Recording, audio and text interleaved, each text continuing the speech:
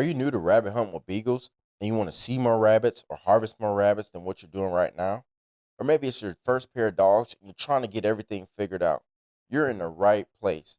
I'm going to share my ultimate advice for rabbit hunting with beagles for beginners.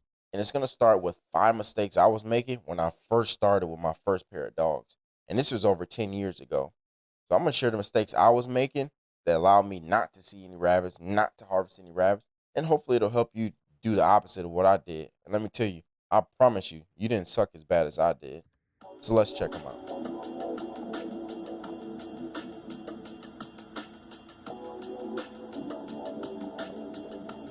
So here we go. We're on episode 9, and today we're going to talk about the ultimate rabbit hunting advice. Some of this was given to me through my mentor, but a lot of it was found out the hard way. I will say that it was found out the hard way. And sometimes those lessons really stick with you when you learn the hard way. So I'm basically going to share, I want to share basically the 5 mistakes I start making when I first started rabbit hunting with beagles. We're going to focus a little on beagles today. And I really want to share this because, right now it's, June. A lot of training should be going on right before the heat really kicks in. This is where, real rabbit dogs are made pretty much in the summer.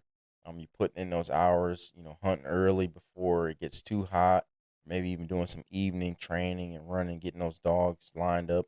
But this is also an opportunity for you to learn more about rabbit hunting with beagles, how rabbits run, what rabbits like to do, especially being new to it. You take all the opportunities just to learn. There's really no pressure at this moment in time during the season because, again, the season isn't until fall. So you really don't have anything to worry about. You can really sit back and take everything in, slow down, really pay attention to what the dogs are doing, paying attention to how the rabbits are running, um, and just really getting a better grasp and idea of what's this whole concept about. So I want to share the basically gonna be the 5 mistakes that I was making before I really started to lock in and kind of feel comfortable with harvesting a bunch of rabbits, or at least being able to see them. A lot of my content that on Facebook and a little bit on YouTube here is showing the rabbit. I love having the dogs and showing that rabbit come through and letting the dogs come through after. It's pretty entertaining in my opinion, just being able to see where that rabbit crossed and how close those dogs were to that rabbit, how close on the line were those dogs, and I just love listening to them come through. Um, but before I could even get to that point, I made a lot of mistakes as far as not being in the right position. And we'll dive a little bit more into that. But I really want you to start on the right track, and I really want you to get confident going into this next season on being able to see more rabbits and harvest more rabbits, if that's the goal. So, and I really want to start. I think I'm going to start with basically understanding how rabbits like to run. For the most part, rabbits are going to run in a circle. They have certain patterns that they like to run, but at the base nature of a rabbit, they're going to run in a circle. Again, that's just how they were made. That's just what they do, how they were created. But to go along with running in a circle, you may think, well, that's kind of dumb. Why would they just run in a circle? Rabbits are a lot smarter than people may give them credit. When your only defense mechanism is basically to run, camouflage, you got to be pretty crafty to stay alive out in the wild, especially with everything wanting to eat a rabbit, including us. So rabbits, use their ears, they use their nose, they use their sight, to stay alive. But running in a circle, basically what that is doing is they're trying to overlap their own tracks. You're like, okay, why are they trying to overlap their tracks? They're basically doing that to confuse whatever is chasing them. It appears to me, watching and hunting rabbits up at this point, hunting a lot of rabbits, they're really just trying to confuse whatever is chasing them. The more they keep lapping that circle, um, whatever's chasing the scent kind of gets confusing because it's all in the same place. And again, that's where we'll start. So the rabbit will run in a circle. Now, sometimes it may be more oval shaped, sometimes it can be a bigger circle. Obviously, the terrain features that you're hunting in will make a big difference, but more likely it's going to be some type of circular pattern that this rabbit's going to run. And that's just the basic pattern that a rabbit will run. Some of them will run basically what I call a line. Usually, when you see a rabbit running a line, like, what do you mean by a line? Let's say the dogs are in the brush, they're hunting, they're doing what they're supposed to be doing, and they jump a rabbit. And this rabbit just screams out straight in a straight line. Once you get to a certain pattern, you might confuse this, pattern with the dogs running the deer. You really got to pay attention if you're running in a Garmin or any tracking system, just to keep a watch on what those dogs are doing. If they're just continuing in that straight line and they go past, 300-400 yards, well, you may want to start, you know, doing some correcting measures if that's the route you choose to train. But the rabbit will run a straight line. He just goes straight out and he just continues running. Now, this can vary if you're hunting, cottontail rabbits, if you're hunting swamp rabbits, if you're hunting, snowshoe hare. Um, these patterns can vary depending on where you're at, what type of rabbit you're hunting. I've heard that, and I haven't yet to hunt swamp rabbits, but I've heard that they run really big circles to where, a cottontail does not run as big a circle. And snowshoe hare may even run a bigger circle than both of those. Again, just depending on where you are. But running the line, that rabbit just takes off in a straight line. And you may confuse it with him running a deer. And pretty much what that rabbit I've noticed, he's trying to get those dogs away from its home territory as fast as possible. I've noticed sometimes it can be like those female rabbits. They're really just trying to get in, their home range, or depending on when you're training, they may have, a litter of baby rabbits somewhere, and they're really just trying to get whatever's chasing them as far away from their nesting area or their home range as possible. So they will take off in a straight line and just continue straight. And usually what you see then is that the rabbit will squat. So dogs are running the track, and that's an easy track for the dogs. The rabbit is running straight. That scent is running straight. A lot of times those dogs will get on it and they'll just smoke it out of there. And you're listening to them. It sounds really good, and then you'll have a breakdown. What I've noticed in those situations is that rabbit is pretty much running straight, trying to get those dogs to chase him as far as he can, and that rabbit is gonna squat, and he's gonna come right back down that same line that he ran, or fairly close to that same line that he just ran. Again, it's a confusing measure because those dogs know they just went right down that track. They just walked that scent. They ran that scent. They went, and all of a sudden, it just stops. That scent just stops. And sometimes, if you don't have smarter dogs or dogs that have experience in working those things out, a track can be lost. That simple. And what you'll see is that rabbit will come tipping back, or slow hopping, or just working back down that same line that he took off running initially. Hey, real quick, are you somebody who's new to rabbit hunting with beagles, or maybe on the fence and trying to get started or not? You might want a little bit more help getting pointed in the right direction.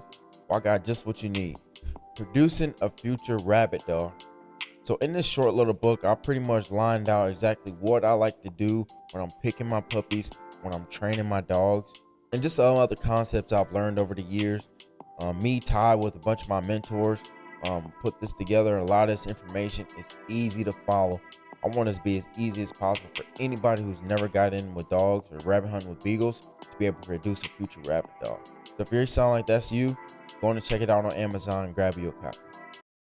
You got some rabbits that'll run, I would call a figure eight. I've seen a lot of buck rabbits do this if they don't scream out of there and just run a big circle. They'll run what is a figure eight. Usually you'll see it on fairly good tracking days. Um, the rabbit is basically a run a series of circles, smaller circles, maybe 3 or 4, depending on how good the dogs are running, if they're actually tracking them fairly well and staying and keeping that track moving. And then he'll go off to another area, and then he'll run a few more circles in that area, and then he'll come back and just keep doing. If you have a tracking system and you have, the distance on, or you can see the markers for the dogs, you can literally look at your tracking system and it will show basically a figure eight. Obviously, it'll be a little jagged, but you get the concept. It will show a figure eight on your tracking system. Again, that rabbit is just running a few circles in one area. He'll stretch out a little bit, maybe 50 to 100 yards, and then he'll set up and run a few more circles in that area. And then he'll do it again, come back to his home area, and he'll just keep running those. Again, they're trying to overlap and confuse whatever is chasing him. When I first started, I really didn't understand the patterns that rabbits run. Some rabbits will run a J, like a hook. They'll run a straight line and they'll just veer off just a little bit, hoping that those dogs are chasing them. They overrun the track, and he'll just sidestep them and run right back down that same line he just came. He'll run a J. Again, those rabbits are fairly smart, especially if you're in an area where you've hunted before and they've been ran before. They start to get crafty. They start getting smarter about their patterns that they run and things that they do. Sometimes they'll just literally just hit the hole. They don't want to run. They don't want to play that day, and sometimes those tracks can be lost that way. Again, they're trying to confuse whatever is chasing them. Understanding the patterns and how rabbits run will give you a better opportunity to be in a position to harvest that rabbit or even see that rabbit. So going off of that, the next mistake I was making really was just following the dogs. I was super excited when our dogs actually start doing what they're supposed to be doing. They actually started um, jumping rabbits. They actually start working tracks. It's super exciting. You want to be right there with the dogs because you taught them, this activity. Like they learn from you. You introduced them.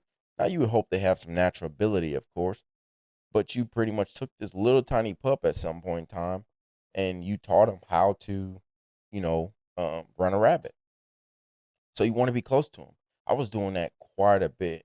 When those dogs first initially jumped the rabbit, I wanted to be right there with them, knowing I cannot keep up. When they start hitting the brush, and it may be, dependent on what terrain features. We have a little bit of mix here in Iowa to where you can run grass, CRP or, I'm gonna say grass or prairie type rabbits, and then you have timber rabbits. Being in that sweet spot where you have a little bit of prairie and a little bit of timber mixed, usually in our area does fairly well, and you always can find some rabbits stacked up in those type of terrain features. But trying to stay close to those dogs, knowing that you can't keep up, again, it's gonna defeat the purpose of you being able to see that rabbit or even get a shot at him. Because when that rabbit is being chased, he's listening to everything that's around him.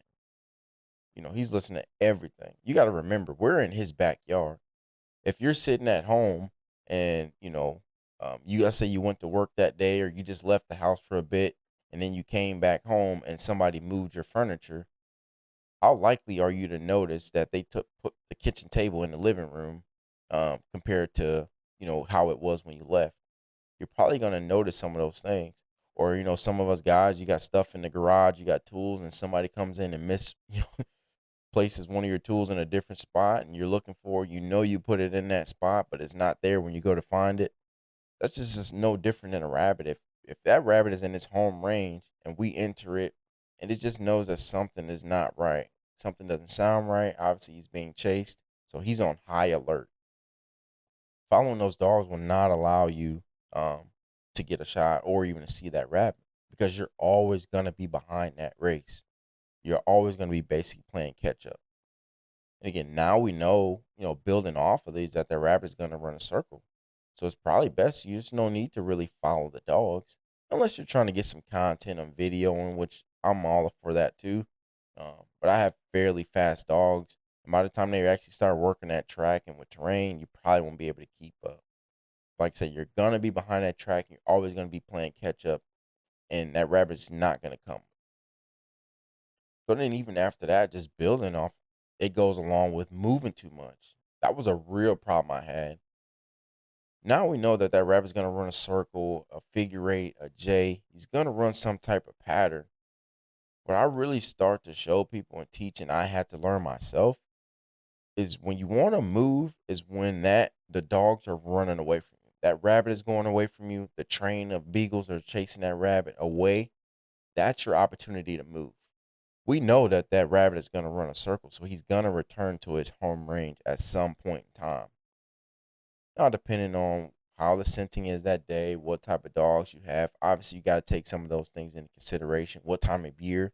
If you're hunting in the colder winter, tracks may be a little slower. If you're hunting earlier in the year, tracks can be fairly good. Obviously, you got to pay attention to some of those things, but um, just moving too much. When you want to move when the dogs are going away from you, because you have to remember the rabbit is listening for everything. If you're out there moving around or talking or stepping on sticks and those dogs start to turn, more than likely that rabbit is not going to come to the area that you're at. He hears all that. He hears something just ain't right. It's not normal, and he does not want to get eaten. He doesn't want to get harmed. He doesn't want to get caught. So he's just going to veer in a whole different direction because you're either moving too much, stepping on sticks, just making too much noise. You got to really consider where you're hunting. If you're hunting timber rabbits, you got to be cautious about that too. If it's fairly open, those rabbits will be looking, they'll be seeing. If you're moving through there, they can see that movement and they're not going to come over to you. A lot of times you might not even get an opportunity to see that rabbit because he's slowly coming back. Yes, we're listening to the dogs, and they're basically telling you where that rabbit has been and where he's kind of headed to. But again, there's gonna be a gap on those dogs. You cannot forget that. There's always gonna be a gap, and I've had people ask me, again, people are new to it, first time taking them out, and I've done mentorship hunts with people, and just some people have just never been. They want to go and see what it's like. And then that's one of the first questions I always get: how close are the dogs gonna be to the rabbit? For the most part, there's gonna be, I would say 15 to 20 yards in between the rabbit and the dogs. Um, but you just have to remember that part too. The reason he has that gap, that rabbit may be moving through the timber and he's stopping and listening to where the dogs are. And then he'll move up some more. And once he feels comfortable, he'll stop and listen. If you're moving, by the time those dogs come back, he's probably going to hear you. Again, he's not going to come. So you really want to move as the race is going away from you. We know that the rabbit's going to run a circle, an oval, a figure eight, some pattern. Sometimes it's even best to let that rabbit run a circle or two. I like doing that sometimes. One, I'm just enjoying the dogs, but two, it'll give you an opportunity to understand what type of rabbit you're working with. What pattern is he wanting to run? And it'll allow you on that third circle or that fourth circle to be in a better position. You really just want to shrink down where that rabbit is moving. You really have an opportunity, they'll run 2 or 3 circles in that same area, in that same spot within reason. Once you figure that part out, you can shrink down. So as those dogs are going away with that rabbit, look on your handheld if you're using a GPS system or just listen to where they ran. I'm gonna just shrink down. And as they come back, just get quiet again and start looking. Again, the rabbit is not going to be making a whole lot of noise, again, depending on terrain. So you really got to start paying attention. As those dogs start getting closer, you know that rabbit is getting closer. So you just really have to pay attention to some of those things. And then that piggybacks off of another mistake I was always doing was basically watching for the dogs or watching the dogs. If you're now, again, I'm not opposed to watching if you want to video content or you just enjoying your dogs, by all means. There's nothing wrong with that at all, watching the dogs. But for people just starting, a lot of times they're watching the dog so intently that they miss the rabbit completely. The rabbit he'll sneak past you. It's a flash. If you're in a spot where there's not cut lanes, and it's all, grass or prairie, butted up to timber, you may not even see that rabbit. If you got down logs and just places for rabbits to hide, they'll run alongside the other side of that log and you would never see them. That's happened to me before. Um, One thing I like to do when I'm out there hunting, if I can elevate myself, if there's a down tree or a stump and that's big enough for me to stand on comfortably, that's what I like to do. I will stand up on a tree or a down tree or a log just so I can see a little bit better. Because again, those rabbits, they will sneak along, and I've had it happen before. I'm on one side of the log, and the dogs are starting to work. They're starting to come back, so I'm starting to look and see where my rabbit is. Like, man, he should be close. The dogs are getting really close. Now I'm like, man, he should be close. looking, don't not seeing him in the timber, not seeing him in the timber, and I just caught a glimpse of the corner of my eye, and this rabbit was literally 5 feet away from me on the other, just on the other side of the log, running down the edge of it. We saw each other, and he bolted the other way, and I couldn't raise the gun because the dogs were fairly close at that point. All I could do was laugh. Those rabbits are pretty sneaky. If you can give yourself a benefit and elevating yourself, um, that'll help you too, being able to see a little bit better. But going back to watching for the dogs, um, remember there's gonna be a gap. There's gonna be a gap. So if the dogs are up on you and you haven't seen a rabbit yet and they're still tracking, more than likely he got past you. Which, if you rabbit hunted for any amount of time, that's gonna happen. It's just part of the game. Now you're starting to realize where that rabbit has ran, and you can adjust as the dogs keep tracking and that track goes away from you. You can start to adjust your position to be in a better position next time that rabbit comes back. And rabbits are fairly sneaky. Um, if it's a windy day, it's going to be a lot harder to hear them. But sometimes you can hear the rabbits coming through the leaves and that sort of thing. You got to use all that to your benefit, especially when you're first starting out, just so you give yourself a better opportunity. I like watching my dogs. I like seeing what they're doing, who's working, who's up front, who's working the checks, who's doing the work on the pack. But when it's actually hunting season, I usually like to enjoy that side of stuff during the off season, so I can really figure out who my real main players are in my pack. Like again, who's up front, who's actually working the check, who's me tooing, who may need extra time on their own because they're just following the pack. If I got pups in there, just a bunch of different things that go into watching the dogs. But when it's time to harvest or even record a video or just enjoy them, um, try to avoid watching the dogs. Again, there's gonna be a gap. So now you put some of those stuff together to where, you're understanding where or how the patterns that these rabbits like to run. You understand that they're going to run a circle, a J, a line, a figure eight, some type of cylinder type of pattern. And we understand that the rabbit is doing that to overlap its tracks. It's trying to confuse whatever is chasing it.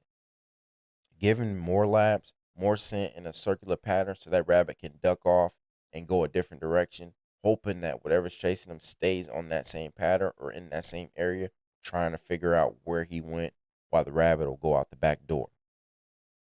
Following the dogs. Understanding too, there's a time and a place for following the dogs if that's what you choose to do. But if you're in a hunting season or you're actually trying to harvest the rabbit or record them or just see the rabbit, following the dogs may not always be the best strategy. Again, it may depend on terrain features, where you're hunting, how fast your dogs are. I've seen some dogs are a lot slower to where a person can actually follow them and just enjoy and watch them. Again, there's nothing wrong with that. You just got to figure out what works best for you and what's the goal for that day. Moving. Now, this is a big one. Moving while the race is going, while that rabbit is starting to come back.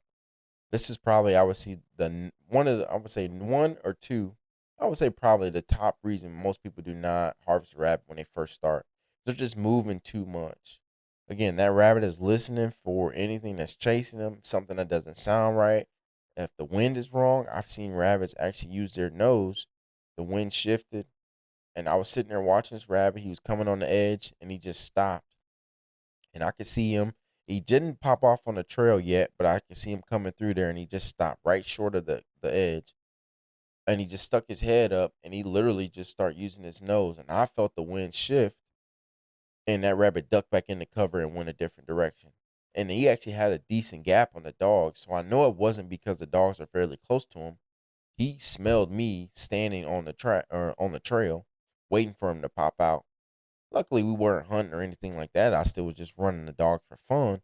But getting those experiences and seeing the different things that these rabbits will do, you can stash that bag, in the back of your mind.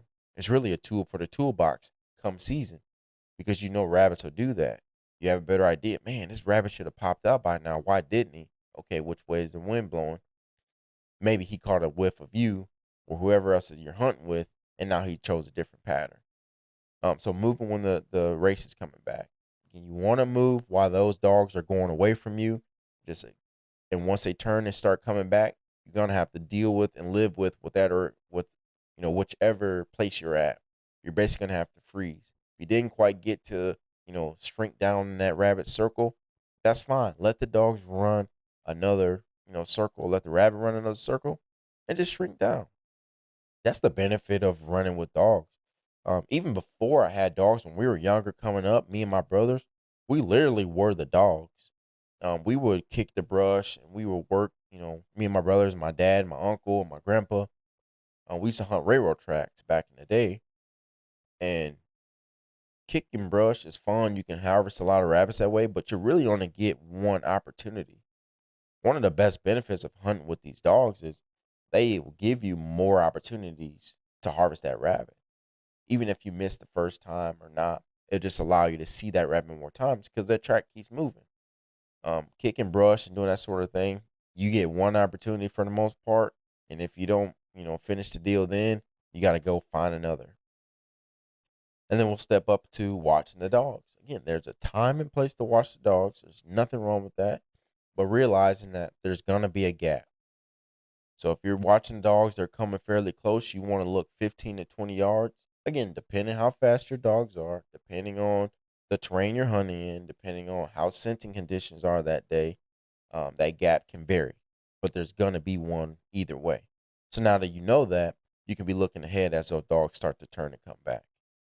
So now we went through those steps, and now number 5 is trying to finish the deal and actually harvesting that rabbit or getting a shot on that rabbit. What I would do a lot of times is fall short. I would stop my gun and not actually follow through on my shot. Ideally, if the dogs are running and that rabbit comes to an edge, or you just see him and he stops, that's the perfect scenario that you would hope for. That way you can put your sight in the right place, put your bead where it's supposed to be, pull the trigger nice and soft. That shot will go off, your pattern will hit where it's supposed to, and now you harvested a rabbit. That's an ideal situation, but that don't always happen. Most of the time, those rabbits are moving, they're running. And not only are they running, they're running through timber, they're running through the prairie, grasses. So you have to be very conscious of when you take that shot. I won't even sit here and lie to you and say some trees aren't, didn't feel some of my six shot, because it absolutely happens. But following through and watching those rabbits on a moving target is a different ball game. If you go to pull that trigger and you don't complete your follow through, what's going to happen typically is you're going to shoot behind that rabbit, because that rabbit is continuing to move. If you stop your shot as you're swinging, you're going to shoot behind that rabbit. What you want to get in the habit of is, again, following through and allowing your shot pattern to work in your favor, allowing, how, depending on how close the rabbit is. Um, I usually do not use, a full choke or any of that sort of thing, especially for rabbit hunting. And mainly that's because if an accident were to happen, I don't want a dog to take that full brunt of a, full choke, or um, if whatever shot you're using, I just don't want that dog to take that full blast of a full choke. A lot of times the dogs can handle a peppering if that happens. Obviously, we want a safety for the dogs first and foremost. But if it were to happen, using an open choke or a slightly modified choke will allow you to have a better opportunity should a dog be peppered or be shot.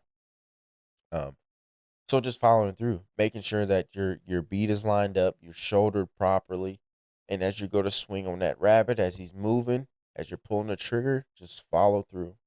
Again, it's no different from, my athletes out there playing basketball, football, people who love golf. If you go to cut your golf swing short, that ball is not going to go where you want it to. If you're at the free throw line in basketball and you cut your, form short, that ball is not going to go where you want it to, unless that's your form.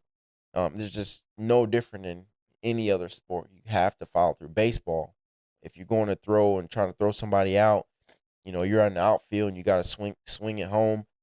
If you cut that short, that ball is going to die and it's not going to make it. That follow through is super important. It's no different in shooting. I had an issue with that to where I was stopping short and shooting behind. Again, picking those shots carefully, making sure your partners, if you're hunting by yourself, if your dogs or your friends are not in the area, You don't shoot a tree or a bush. That's happened to me before. Again, if it does, you just learn. You just got another experience in trying to perfect this craft of rabbit hunting with beagles. It's super fun. You give it a lot of opportunities. And that's one of the benefits, again, of hunting with dogs. They'll give you more opportunities. So, again, let's recap real quick and then we'll wrap it up. So, understanding how the rabbit runs is number one. Number two is following the dogs, knowing depending on what type of dogs you have and some of those other things that may not be feasible for where you are. Three, moving too much as the race is starting to come back and that rabbit is circled back to you. More likely you're not going to harvest that rabbit, and we want you to harvest or see as many rabbits as possible. Four, watching the dogs. I love watching my dogs work like anybody else. That's part of the beauty of rabbit hunting with beagles. Depending on if you're trying to harvest a rabbit or see them, watching the dogs may not always be the best thing to see that rabbit because there's going to be a gap. And then just following through, making sure you follow through on your shot. So now you pieced all those things together. You want to complete the mission. You want to complete harvesting that rabbit. The dogs have worked hard for it. You did, your part in being in the right position and doing the things you were supposed to do. Now it's time to harvest that rabbit and smell that gravy. That's part of what it is. So I hope some of these mistakes that I made can help you and help you avoid and be able to really step into rabbit hunting with beagles a lot quicker than it took me. It took me a few seasons to really start to understand what the heck I was doing. So I'm hoping it'll speed up your process so you can enjoy being out there. Hey, if nothing else, just keep going. Just keep taking those dogs. Just keep being in the bush, and you'll learn as you go. It's nothing like a plane. We'll build it while we fly it, and that's how we got to do it sometimes. So I'm hoping those helped you. And I'm Stevie Thomas with Ballin' Out Kennels. Stay sharp, stay real, stay houndy.